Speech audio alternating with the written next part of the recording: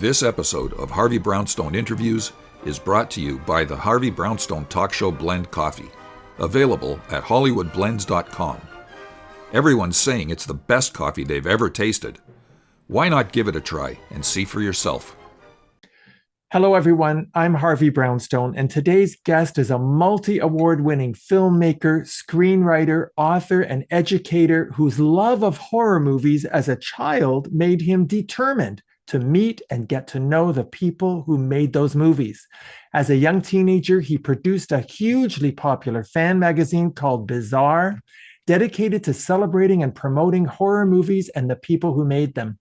Through a combination of ingenuity, tenacity, luck, and sheer force of will, he was able to meet, interview, and sometimes befriend dozens of legendary stars, including Vincent Price, Ingrid Pitt, Peter Cushing, Jane Seymour, Christopher Lee, Diana Rigg, Robert Morley, Michael York, and many others. And get this, by the time he was 13, he had already met a whole slew of big stars, everyone from George Burns, Jane Russell and Natalie Wood, to Jack Lemmon, Tony Curtis, and Robert DeNiro. The fascinating journey of his remarkable youth as a self-proclaimed professional groupie is the subject of his memoir entitled I Was a Teenage Monster Hunter, How I Met Vincent Price, Christopher Lee, Peter Cushing, and more.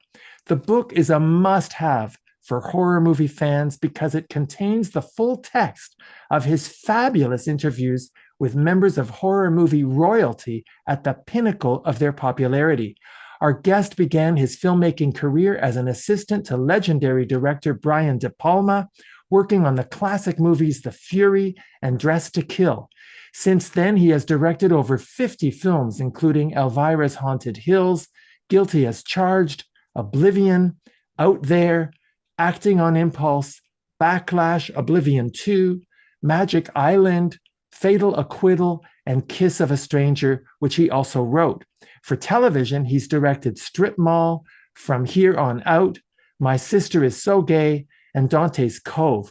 He also co-produced the Academy Award-winning movie Gods and Monsters, as well as The Broken Hearts Club, a romantic comedy, and the brilliant Home Movies directed by Brian De Palma. And if all of that weren't enough, he wrote the acclaimed biography Kay Thompson, From Funny Face to Eloise, which led to being a consultant on Liza Minnelli's Tony Award-winning Broadway show Liza's at the Palace. He's also written 3 other books: the epic saga behind Frankenstein, The True Story, which provides a fascinating account of the making of the groundbreaking 1973 TV movie. He's written a novel entitled Orbgasm, an erotic pulp sci-fi satiricon, and he wrote a hilarious children's book called Sam's Toilet Paper Caper. He has also taught graduate courses on filmmaking at USC, and over the years, he has won 4 prestigious Rondo Awards. I'm delighted to welcome Sam Irvin to our show. Sam, thank you so much for being here. Thank you so much for having me, Harvey. I want to start by asking you, what was it about horror movies that captivated you so much? Well, when I was 5 years old, I went to see The Pit and the Pendulum at my dad's theater in my hometown of Asheville, North Carolina. And that was the movie that started everything for me. It blew me away. It made me fall in love with Vincent Price, who I later, of course, became very good friends with, and Roger Corman and all of the Poe movies and the horror movies in general.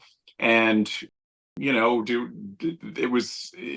led to decades later me directing Elvira's Haunted Hills, which was a spoof of Pit and the Pendulum, and we built our own Pit and the Pendulum. And anyway, that was the movie that really did it for me as a kid. The other one, of course, was Bride of Frankenstein, which I saw on television on Shock Theater, which aired Saturday afternoons in our neck of the woods. And that, led me to all of the Universal classics and everything. But those 2 movies, Pit and the Pendulum and Bride of Frankenstein, were the seminal ones for me. Nowadays, a lot of parents would never allow their young children to watch horror movies. How do you feel about that? Yes, I am so grateful. I think that all parents were a little bit more relaxed about such things back then. And thank God mine were, because I absolutely loved getting scared. and it was like a roller coaster for me. I couldn't wait to get back on and scream, and yes, they gave me nightmares, but I didn't tell my parents. I kept quiet about it because I was worried that it would curtail my ability to see more. And so, yeah, it totally formed me and turned me into the crazy nut that I am today and the horror nerd and everything. But I am so, so grateful because it's meant the world to me. I'm very fascinated that one of your horror movie favorites is Bride of Frankenstein, because you said in your book that you identified with the monster as an outsider and a freak of nature because you were a closeted gay kid. Yes. So, who were It, your favorite queer characters in horror movies? well, my all-time favorite queer character of all is in Bride of Frankenstein. It is Dr. Pretorius, played by the fabulous British character actor Ernest Thesiger. And it's really one of the first gay characters in mainstream cinema. The housekeeper Minnie, when he comes to this dark and stormy night to the castle and he wants to see Dr. Frankenstein, she goes to answer the door and she thinks he's a little strange, and she says, "Wait here," and she goes to Dr. Frankenstein and says, "There's a very queer gentleman to see you." And the use of queer, it's a little controversial because people will say, "Oh, well, it didn't mean that back then." Wrong. It did in England. And so the play on words and the innuendo was definitely very much intentional. The director of the film, James Whale, who was British and gay himself, the actor playing the part, Ernest Thesiger, was British and gay himself. They knew exactly what they were doing with that word, and it was quite intentional. And by the time I saw it in the '60s, queer was being used pejoratively, for gay people, and the F word, faggot, and queer, and all those things were very much recognized by then. And so I picked up on it at a pretty early age. Maybe not the first time I saw it, but I watched Bride of Frankenstein a million times, and it just, every single time I saw it, I saw more gay subtext in it. And as you say, identified with the creature. I cried with the creature. I wasn't afraid of him. I felt the villain was Dr. Frankenstein for abandoning his creature. And so, yes, I identified with him as a freak of nature, misunderstood by society, and all of that. And when he killed, he was out of self-defense or defending himself, or just his naivete. When in the first Frankenstein film, when he's having a wonderful time with this little girl by the lake, and they're throwing flowers into the water and they all float, and isn't it wonderful? And they run out of flowers, and so he throws the girl into the lake thinking that she'll float, and she doesn't. Well, there was no malice involved. It was complete innocence. And I cried at all those things. So it was really meaningful to me as a kid. You've told me what your favorite horror movie is. What's the scariest movie you've ever seen? The scariest movie back in those days was Black Sabbath. It was an Italian film directed by Mario Bava, and it had three tales. And the last tale was Boris Karloff playing a vampire, of all things. And it was my favorite Boris Karloff performance of his later career. And the other tales were really scary. There was this dead witch who, anyway, I won't go into the details, but that movie scared the bejesus out of me when I was a kid. And I tried to see that as often as I could at drive-ins or wherever it was playing. Sam, you had one of the most remarkable childhoods I've ever heard of. I know you grew up watching movies, and it's one thing to fall in love with movies, but you turned your passion into a mini industry. You found a way to meet and interview all of those big movie stars, and you turned your little homemade fan magazine into a highly respected publication. Sam, when you look back, are you surprised at how much nerve and tenacity and gumption you had as a kid? I am completely, I'm blown away. When I wrote this book a couple of years ago, collecting all the interviews and everything that I'd done, with introductions to each one, describing how I bamboozled each of these interviews as this naive teenager from North Carolina, I am absolutely astounded at how I was just fearless. I didn't understand how things work. I just went out and did it. And people say, "Oh, you manifest things." Well, I did way more than manifest things. I was more like a stalker. I just went out and found the people and interviewed them by hook or by crook any way I could. Do This you was think that easy. if you were a kid today, would it Yes. be as easy to reach the big stars as it was back then? No, it would be impossible to reach the stars. Any stars now have this sort of firewall, of publicists and agents and people who buffer them from their fans. Even when you go to conventions, they'll have handlers. They have very strict rules. They move you along at the table. If they're doing photo ops, you're not even allowed to talk to them during the photo ops. You just hit your mark, flash, boom, you're out the door. I call them drive-by shootings. It's yeah, it's a completely different world than it was back in the days when I was doing things. And I was just very lucky. It was the time that allowed me to get entree into so many of these people. It was amazing. I was going to show you, this is the 1974 issue of Bazaar that I did with I couldn't afford color wraparound covers, but there was an ad in Billboard where you could get 1,000 color postcards printed for $50. And so I got this postcard printed up of Michael Sarrazin and his gnarly monster makeup from Frankenstein, the True Story. And I literally hand glued them to every cover.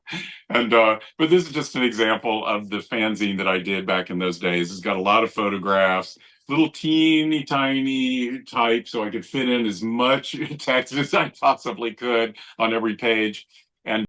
And they became very popular. They sold in cinema bookstores like Cinemabilia in New York. Larry Edmunds, which is still going in Los Angeles, in Hollywood, they carried it way back then. A cinema bookshop in London carried it, another one in Australia. And any fans of horror movies or fans of movies, period, would gravitate to these stores when they would be on vacations or trips to these big cities, and they would take them home, and just word of mouth and everything, the word got around. And also major directors would go to these stores, and I was told later by Brian De Palma, William Friedkin, Francis Ford Coppola, etc., that they saw my magazine and bought copies of it when they would stumble upon it at those stores. So it was pretty amazing without social media that we were able to get it out there. I think it's monumental. And I'm amazed that so many big stars in England simply invited you to their homes without ever having first met you. Did the I know British did the British stars treat you any differently than the American stars? they did. British stars were less snooty than American stars. They worked on stage, they worked on television, they worked in movies. It didn't matter. They were just they just were working actors. They weren't movie stars per se, and they were just much more accessible, much more down to earth. American stars were already becoming at that time a lot more buffered, and they were a little snootier about the genres. There were stage actors, and they were kind of considered, hoity-toity. Television stars were kind of a lot of movie stars and stage stars didn't want to do television. And when they did, it was a big deal. And then there's, the movie stars. And it just, I found that I was getting a lot less traction when I would try to write letters to those people. I remember I wrote to Stephanie Powers because I was such a fan of hers from The Girl from U.N.C.L.E. and Die, Die, My Darling and all that back in the 60s. And I was so happy. I got this signed photograph of her back in the mail, only to find out years later that her mother handled all her bushels of fan mail and was the one who actually signed her photos. And I met Stephanie Powers just earlier this year, and we had a laugh about that. And I showed her the picture. She said, "Yeah, that's my mother." But that was kind of the way things happened in America. Whereas in England, I don't think that kind of thing was going on with regularity. Well, I've got to say, we were very excited to have Stephanie Powers appear on our show a few years ago. I want to ask you a few questions about your book, I Was a Teenage Monster Hunter. In many ways, the book is a love letter to your all time favorite horror movie star, Vincent Price, whom you first fell in love with when you saw him in The Pit and the Pendulum, as you mentioned. You got to see him on stage as Fagin and Oliver. You When I was attended a 14, yes, in yeah. 1970, I'll never forget it. I got my mother to drive me to Atlanta, which was a 4-hour drive from our hometown, and we got to meet him backstage, and it was the beginning of just a lifelong what became a lifelong friendship between us. You also attended a speech he gave at East Carolina University. You eventually interviewed him several times. He became your good friend. Can you tell me a bit about your friendship with Mr. Price? It was magical. I made a big impression on him when I first met him because I showed up with a flyer that I had done when I was like 12 or 13 of we I started booking at my dad's theater Saturday morning matinees of horror films. And I did a whole series of Vincent Price, Edgar Allan Poe movies, but House of Usher, Pit and the Pendulum, Haunted Palace, and The Raven, all of those. And I created this flyer that I cut and paste, cutting out things from the press books and everything.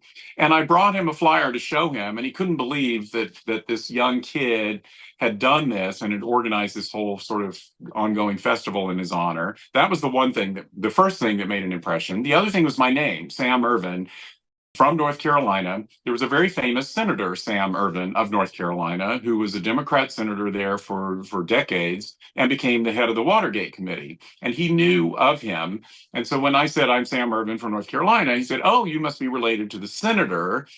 And I said, well, no, he spells it Ervin and I'm Irvin. But that made an impression and stuck with him.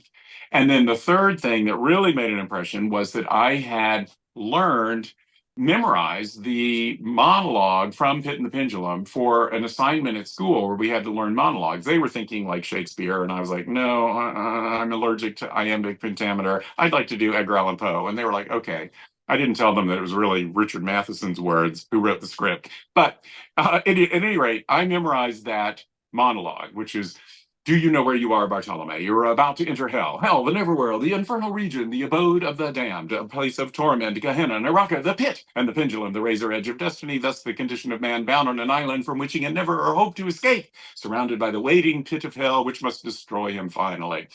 Okay, so I told him when I met him that I knew that, and he said, no, you do not. And I said, yes, I do. And he goes, well, then do it for me. So I did, and the other fans in line applauded.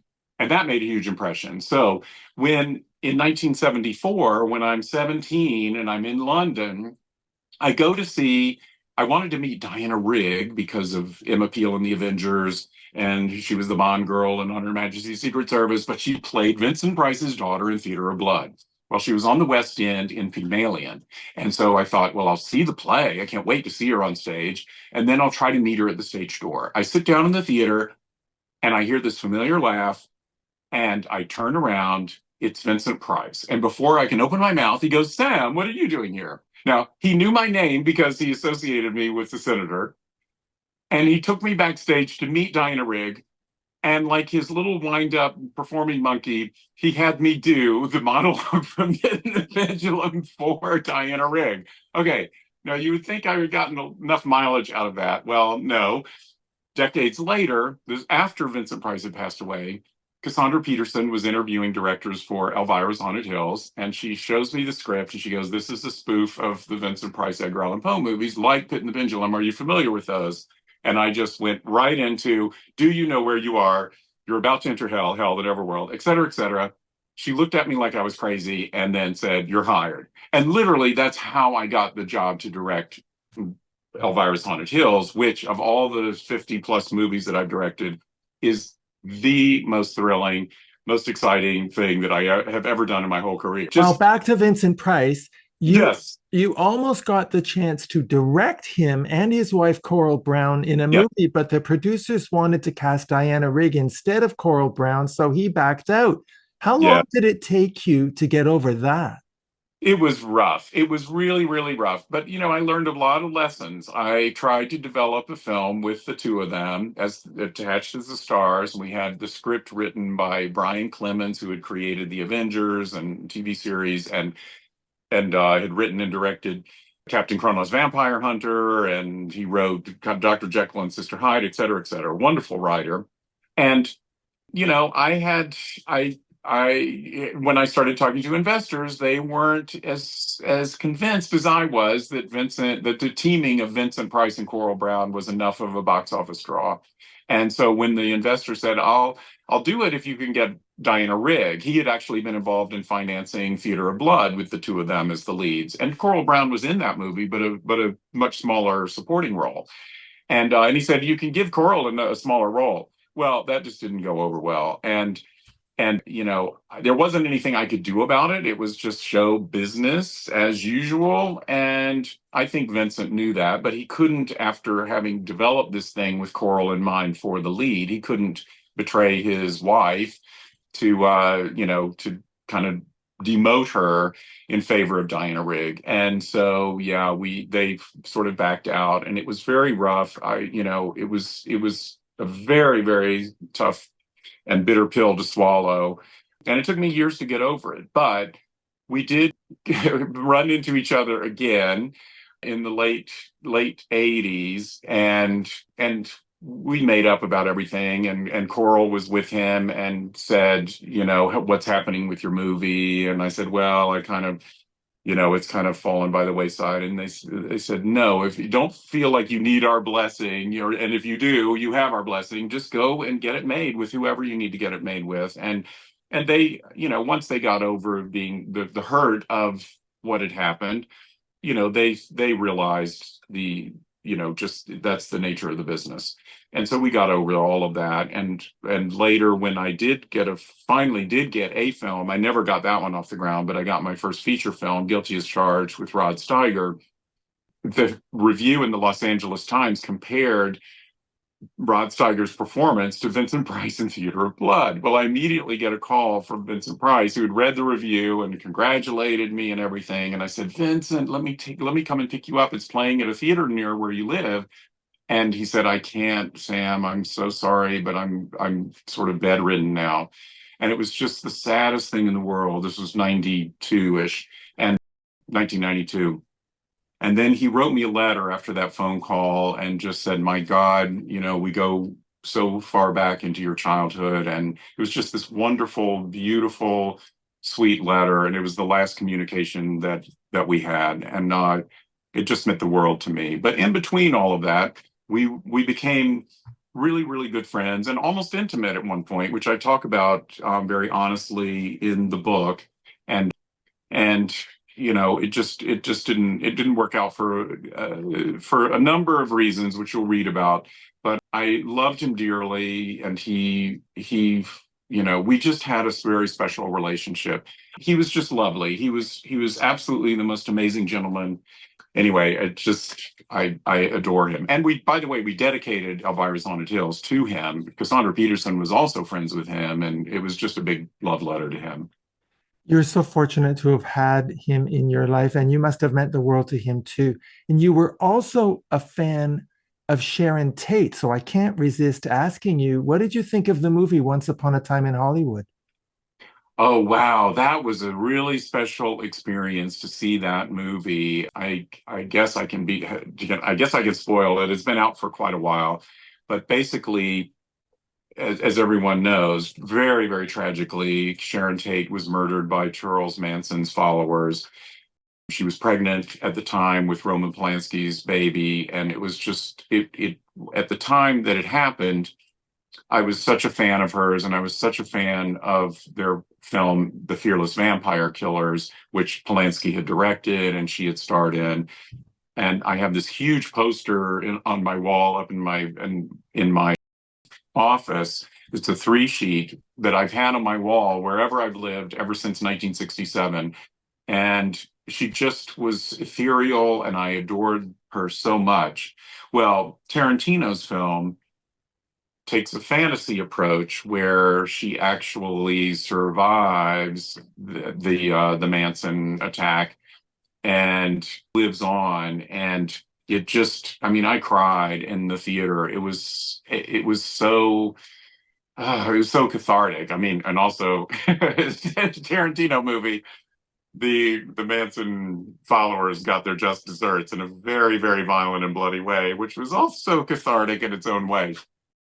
But yeah, that movie really, really hit home with me for sure. Now, Sam, when I was reading all those interviews in your book, which were really, really well done, I kept wondering whether you ever considered becoming a talk show host. It's interesting. I mean, I guess maybe yes, a little bit of fantasy in that, but I was much more rabid about directing. And so that really sort of guided my career. And I let my magazine sort of fall to the wayside once I started working with Brian De Palma because I really wanted to focus on learning as much and absorbing as much from him, learning how to direct. And that's sort of the trajectory that my career went in. I also love writing, and that was a huge part of the fanzines. I love the process of writing, and I did write scripts for many years, tried to get things off the ground, and I did get a couple of things made that I directed that I had also written. But the writing aspect in this business is really tricky. Things get rewritten, you get 1,000 notes from a million different executives, and it's kind of painful process. They call it development hell for a reason. It's very hellish. And for a writer who takes it as seriously as I do, where I agonize over every vocabulary word and I sleep with a little pad of paper by the bed, and I'll think of something in the middle of the night where it's a better word or a better turn of phrase or whatever it is. And then when you have a committee of people just kind of hacking away and making notes that just kind of screw up everything, it's like, oh my God, I can't do it. So maybe you should have been a talk show I know, host. maybe I should have been.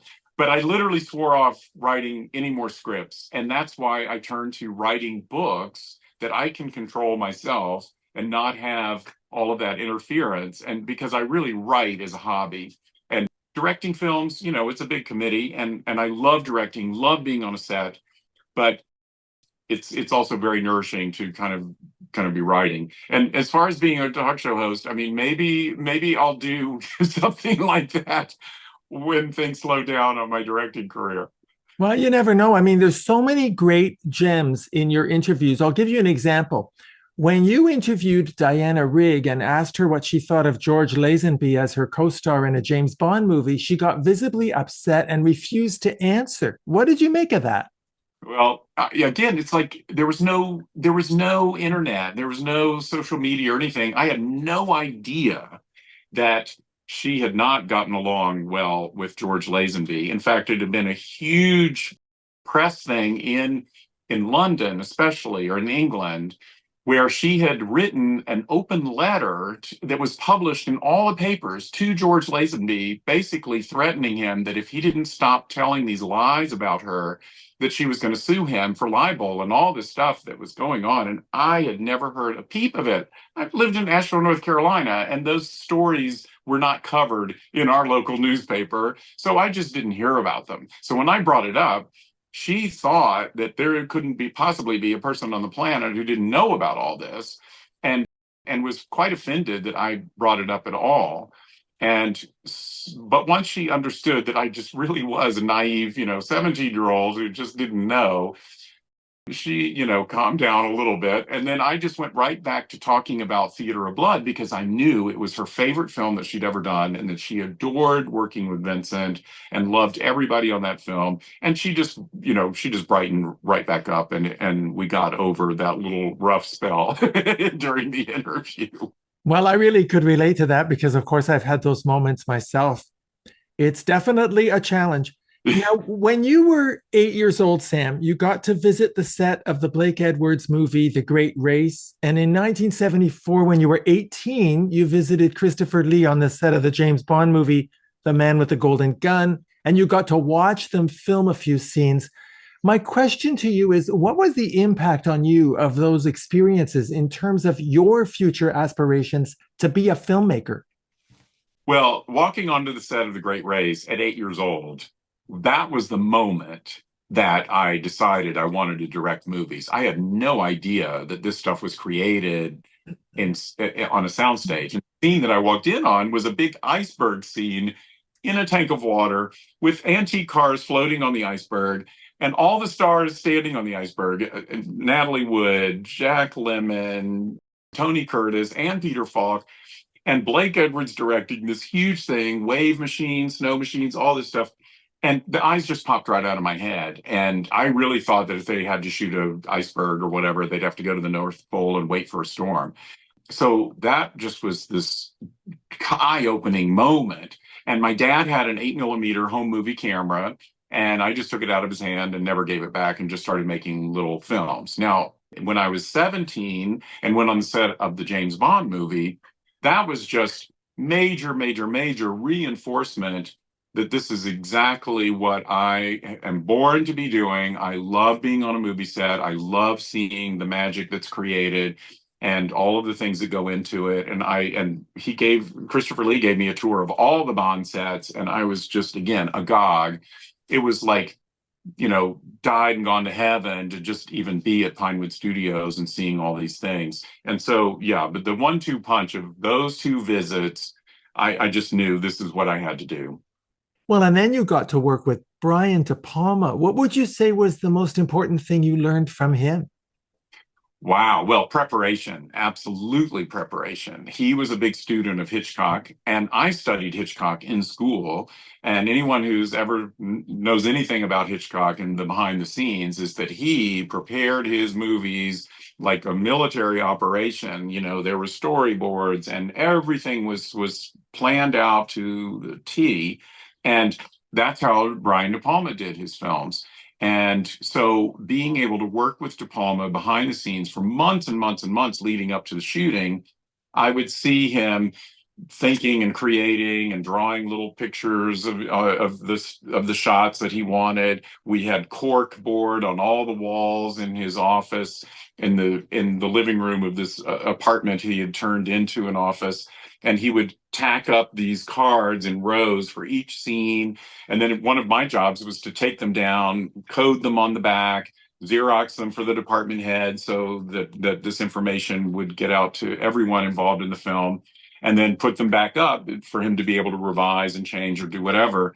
And so on my films, I'm not a very good artist, so I don't actually draw the cards, but I write out exactly each shot very specifically and go in with shot lists, with timings. It's like, okay, we're going to do this scene from 8:10 to 8:45, and then we're moving on to the next scene. And these are the 4 shots that we have to get. And so I always bring in my films on schedule and on budget, which is why I keep getting rehired, because the business people like that. And I just have just a blast doing it. You can be more creative if you're actually getting the work done and moving along during the day. You can carve out space to actually improvise or do things, or change things up a little bit. But if you just walk on set and are scratching your head and haven't thought about it and go, oh, I wonder where we'll put the camera, you're just going to waste half your day and not get any work done. So yeah, that's what I learned, is just preparation, preparation, preparation.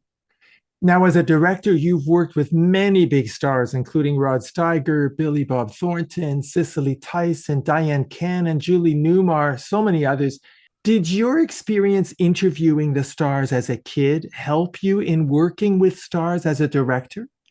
Yes, I'm still a fanboy. I'm still starstruck, but I learned the etiquette. I learned how to behave around stars, and they're regular people, and if you treat them in a nice way, in a regular way, and they will warm up to you. And once they see how prepared I am and how I know exactly what I want, they respect me. Certainly, Rod Steiger he was the star of the first movie I ever directed. He's this big Oscar-winning star, and I'm sure, I know he came on set wondering, is this going to be a nightmare or what? But within an hour, he had warmed up. He saw that I knew what I wanted, and was very prepared.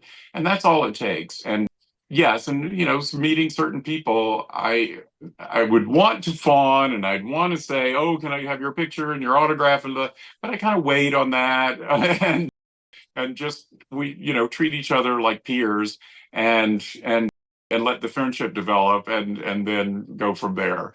I think it's more than just the preparation. I think you have such passion about what you do, and the stars could see that. Yes, they You can can't, definitely you see that. cannot fake that. Well, I've maybe I don't know. I hope I'm not faking it. It was definitely genuine in my, from me, and they can see that for sure. In 1998, you directed David Carradine in Kiss of a Stranger. So I can't resist telling you, we recently had his ex-wife, Marina Anderson, on our show to promote her book, which described him as an absolute nightmare. What was he like to work with? Marina actually had a small part in my film as well. No, she's great. David was tricky. We only had him for a couple days. He, had his substance abuse issues. Luckily, he was playing a rock and roller who had substance abuse issues. And so he was kind of playing a little bit of himself, and he did come a little tipsy, but it actually played correctly for what the character was up to in the scenes. And so what's on screen turned out fine. But, David was David. So it was a little tricky to get through the scenes and to, just keep everything as professional as possible. But I'd actually met him many years earlier at one of my dad's theater owners conventions in 1975, maybe, or whatever. And I actually have a picture of him holding this issue of Bizarre, and we had a nice conversation. And back in those days, I don't think he was, quite as much of a loose cannon. So, and of course, he didn't remember meeting me. I mean, he meets, he's met a million people, but the contrast was interesting to see him in the early part of his career, around the time he was just starting with Kung Fu and all of that, versus, a little bit later in the late 90s when he, had a few brain cells destroyed with all of his antics. Yeah, for sure. So, Sam, when you're directing a movie that you also wrote, does Sam Irvin, the director, ever come into conflict with Sam Irvin, the writer? No, but I do come into conflict with the powers that be if they want the writing changed, which inevitably happens. And that's where it took the fun out of it for me. And so I just got to a point where I just decided it's better that I direct someone else's script. I can come in, be objective. If the producers want changes, I can help make those changes or make suggestions without it being soul crushing. And so, yeah, it can be very tricky. But, when I'm directing my own material, if I were left to my own devices, it would be heaven. I did my first short film, of course, had no interference because I was paid for it with my credit cards. It was called Double Negative, and I wrote and directed and produced it, and that was a dream. I mean, that was fabulous to be an auteur with creating it all from the ground up. But that rarely happens unless you have deep pockets and you're putting your own money into things like Coppola did just now with Megalopolis. But yeah, most of the time, you're using other people's money, and you have to listen to other people. Well, your grandfather and your father, both of whom ran movie theaters, probably saw movies as a business venture. And that's Yeah. likely the case for most of the industry big shots in Hollywood today. But in reading your book and in talking with you, Sam, I get the impression that for you, movies are an art form, not just a business, correct? They absolutely are an art form. And I take that very seriously. But I also, as a director for hire, I take my job very seriously, that it is not my money. I do need to deliver the product that the producers want.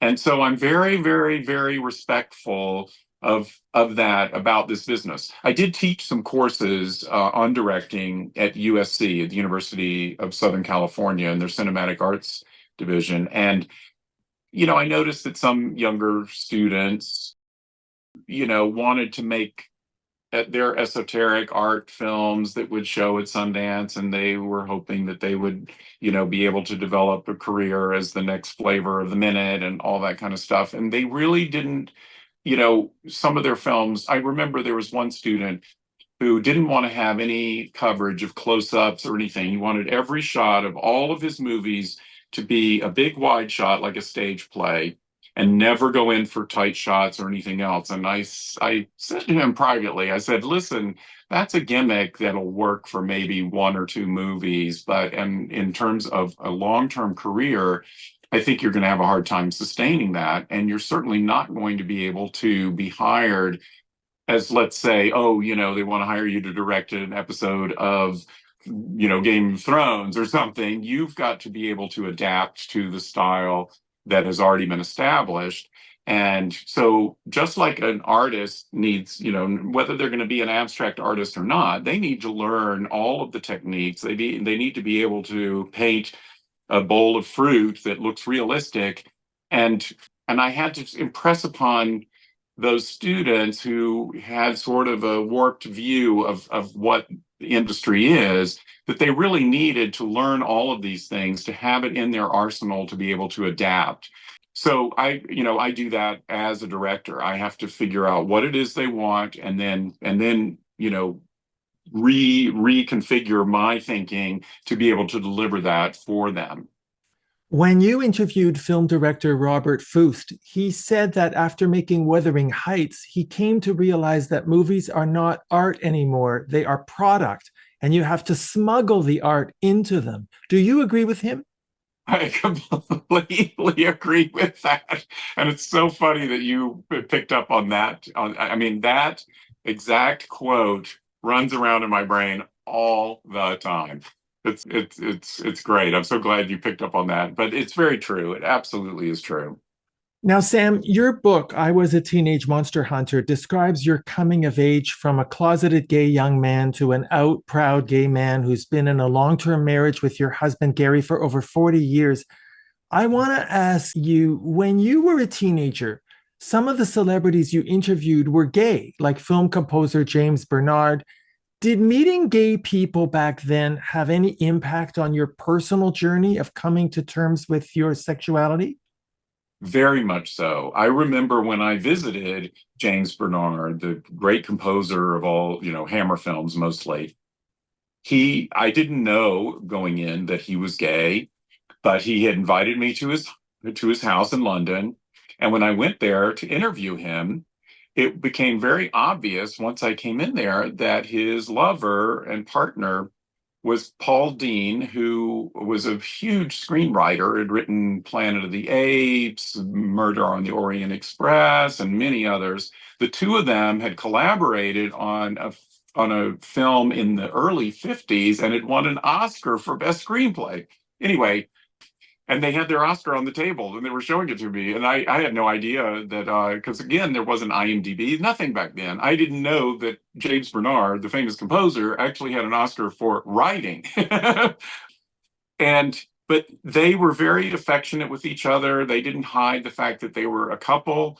There were romantic photos framed around, and it was quite obvious. It wasn't discussed, but it was very obvious. Well, that had a huge impact on me as a 17-year-old closeted gay kid who, in Asheville, North Carolina, I had no role models at all. There was just being gay in Asheville, North Carolina back in those days was just unheard of.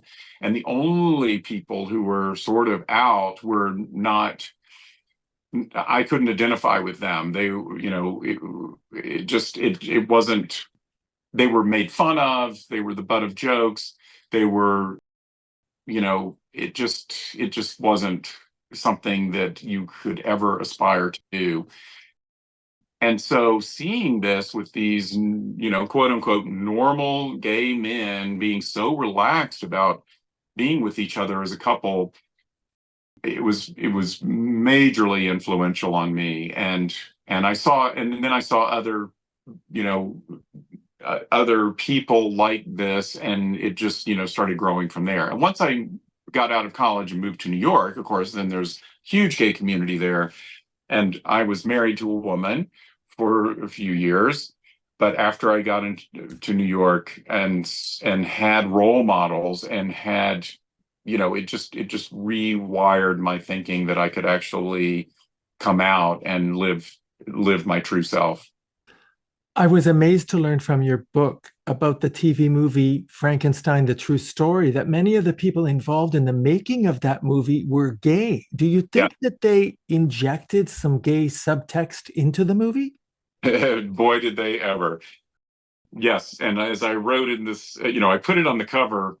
I love this movie. The gay subtext just screamed out at me when I saw it in 1973. And I put it on the cover here with Michael Sarrazin as the creature. And then many, many, many years later, it came out in 2017, I was asked to write this entire magazine, all 120 pages on the making of the film. And I won a Rondo Award for Best Article and everything. And that led to me doing the extras for the Shout Factory Blu-ray, which came out 2020. And I won a Rondo Award for audio commentary for that. And that finally led to last year, for the 50th anniversary of this movie that I so love, I did a book that's, a little pamphlet, just 400 pages, 1,350 photos.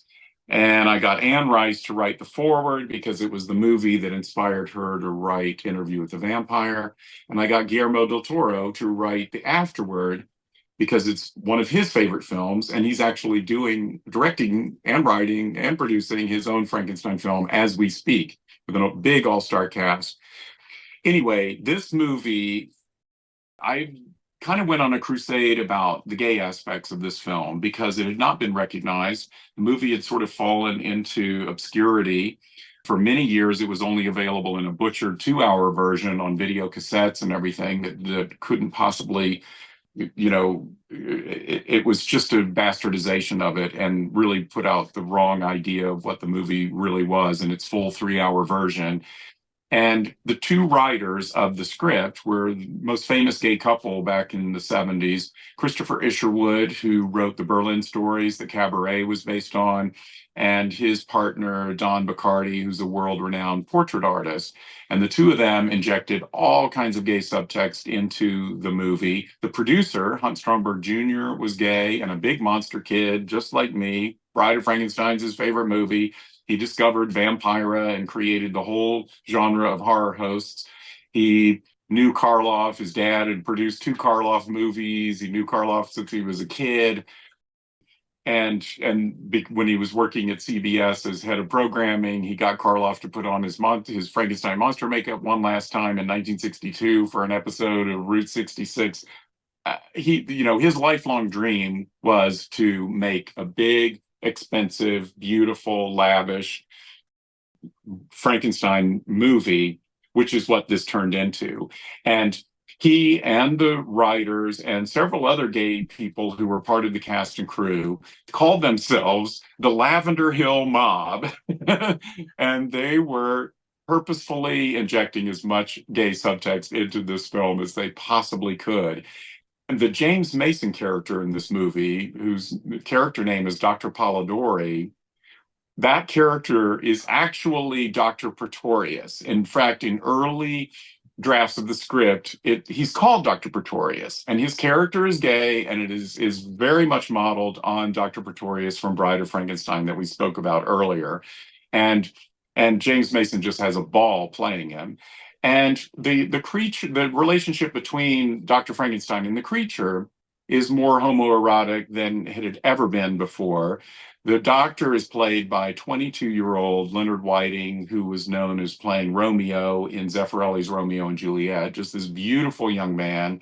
He creates a monster that's not a monster. He comes out looking beautiful, which was an innovation of the screenwriters.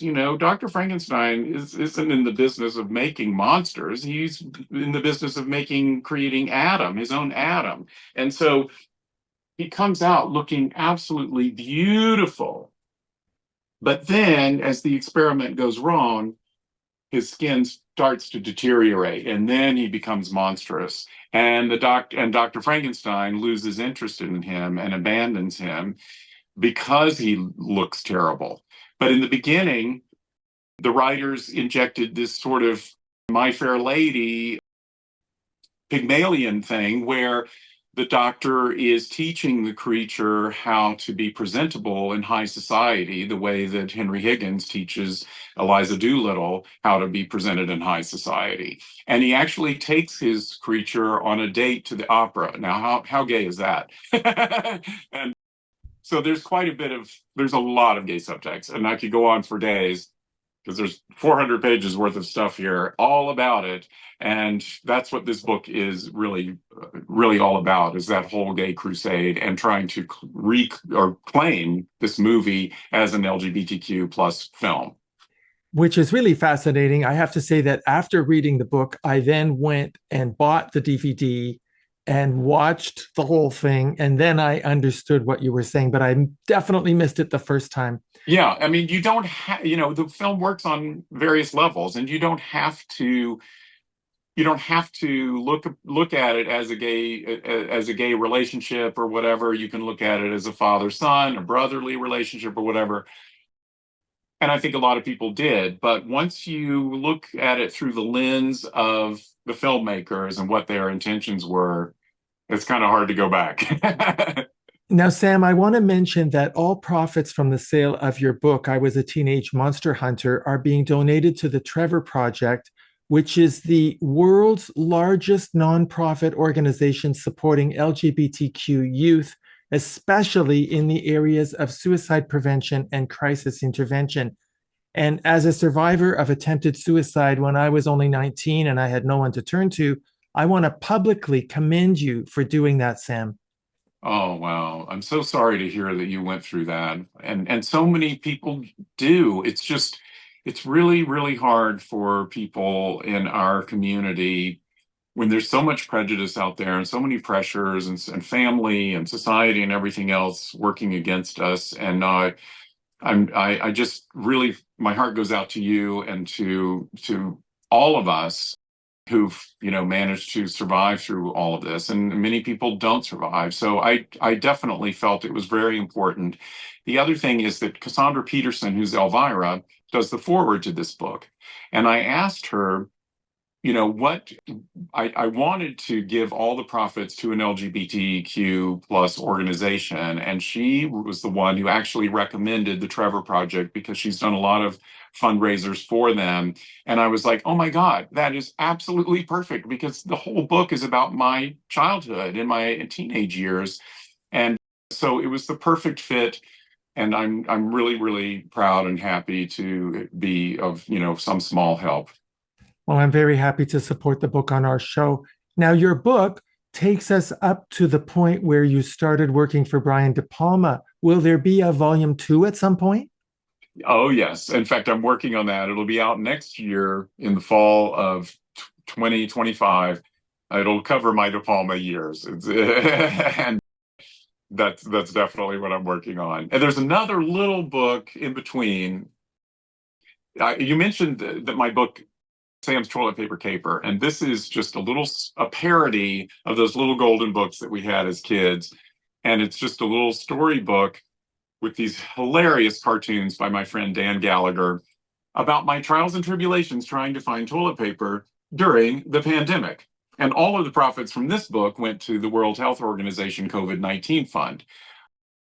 Well, Dan, the cartoonist, and I are doing kind of a follow-up. It's not a sequel, but it's a follow-up that's going to be coming out at the end of November. So look forward to that. I haven't announced it yet. I haven't announced what it's called or anything, but it's going to be hilarious and fun. And it is definitely LGBTQ friendly. Well, I'm looking forward to that. In our remaining moments, I want to mention that your book about Kay Thompson is widely considered to be one of the best celebrity biographies ever written. It won numerous awards. What inspired you to write that book? Well, my two older sisters had the Eloise children's books, which is the little girl who lives at the Plaza Hotel.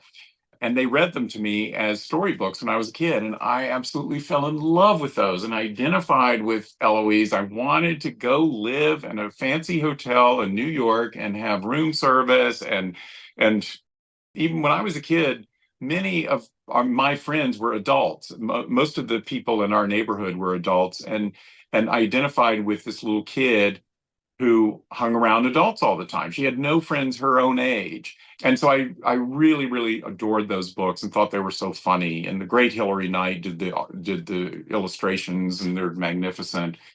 And then I saw Kay Thompson in a movie called Funny Face, where she plays the fashion magazine editor with Audrey Hepburn, Fred Astaire, and everything. She opens the film with a big number called Think Pink. And I'm like, oh my God, this is the woman who wrote the Eloise books. Where has she been? Why have I not seen her in more movies? And so I just kept doing more and more research about her as I got older.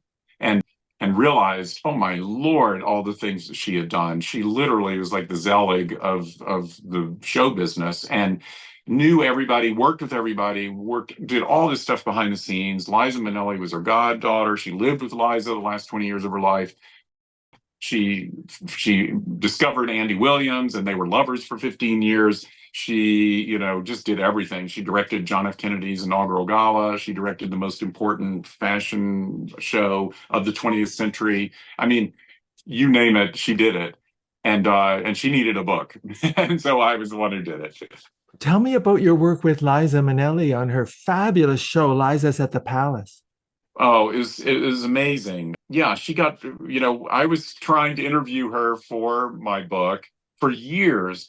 And Michael Feinstein, who's a great friend of hers, and Jim Caruso were helping to sort of try to assuage her fears that I was a good guy and with good intentions. And anyway, she was getting more and more excited about recreating Kate Thompson's nightclub act for Broadway. And it was right around the time that my book was being finished. And I still hadn't nailed an interview with Liza. And how can you do a book on Kate Thompson without Liza? And so she ended up coming to my house to look through all of my photos of Kay's performances in the nightclubs when she was performing as Kate Thompson with the Williams brothers, little Andy Williams and his three brothers. And she went through hundreds and hundreds of photos, put Post-its on every one that she wanted copies of to show to her choreographer, because it showed all these great calisthenics and these amazing dance moves. And so, she said, now, Sam, how can I get copies of these? We need them really quickly. And I said, you're going to be in Palm Springs tomorrow. I will make copies tonight at Kinko's. I will drive them there if you will give me that interview you promised me. And she agreed. So that's what I did. Went and gave the interview. And then she started inviting me to come to workshops and different performances as she was honing this act of recreating Kay's shows. And she would ask me afterwards, what did we do wrong? Any notes, anything that you would suggest, or things and I just was kind of a consultant on that. And it eventually was finally presented on Broadway and won the Tony Award for Best Theatrical Event, which was so exciting. And I was there opening night. She had me front row center. She always likes to have somebody familiar right there as a security blanket. If she gets nervous, she can look at that person and knows that they're going to be giving her the thumbs up, and she just knows that there's somebody there who's got her back. And I was one of probably several that she chose to have up close on that night. But I felt very honored. And I remember distinctly that Liz Smith was sitting right behind me. And Liz my book by then had just come out. And Liz was a huge, huge fan of my Kay Thompson book, knew Kay Thompson, and she had given me a blurb for the jacket. And so we're talking up a storm that night. It was just a fabulous night. What an experience. What a life you've had. Well, I only have one more question for you. It's very important, Sam. Are you ready? Okay. What's my favorite color? No, much more important than that. Okay, here goes. On May the 30th, 1975, you had dinner with Jane Seymour at the White Elephant Club in London, and when you ordered shrimp cocktail, the shrimp arrived with their shells intact, heads and all. You didn't know what to do. So my question is, did Jane Seymour teach you any tricks in deshelling those little creatures? I looked at these and I'm like, what am I had shrimp cocktail where you just like pick them up with your finger and pop them in and that's it. Maybe a tail. Anyway, she saw me like, and she said, let me show you.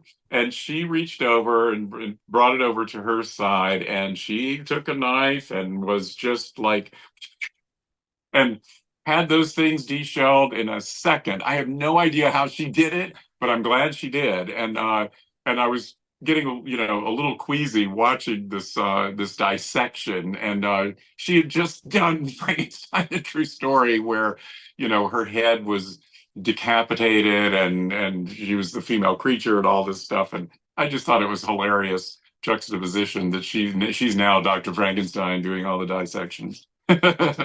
I think that's such a remarkable experience for you to have. I loved your book because we got to live vicariously through you with all those adventures you've had. It's been such a pleasure meeting you, Sam, and having this chance to chat about your amazing life and career. Thank you for taking the time to appear on our show. Oh, I had a blast. Thank you so much for having me. Our guest has been the highly acclaimed director, producer, and author, Sam Irvin. My name is Harvey Brownstone. Thank you all for joining us. See you next time. Thank you to my producer, Steve Silver, my managers, Rick Marcelli and Robin Bragg Marcelli at the Marcelli Company in Hollywood, my director of programming, Robert Monaghan, my PR directors, Eileen Shapiro and Jimmy Starr, and my entire team at the XPTV1 network in the UK. Thanks for watching. Be sure to check out all the great interviews on the Harvey Brownstone Interviews YouTube channel. Don't forget to subscribe and ring the bell to be notified when new videos are posted.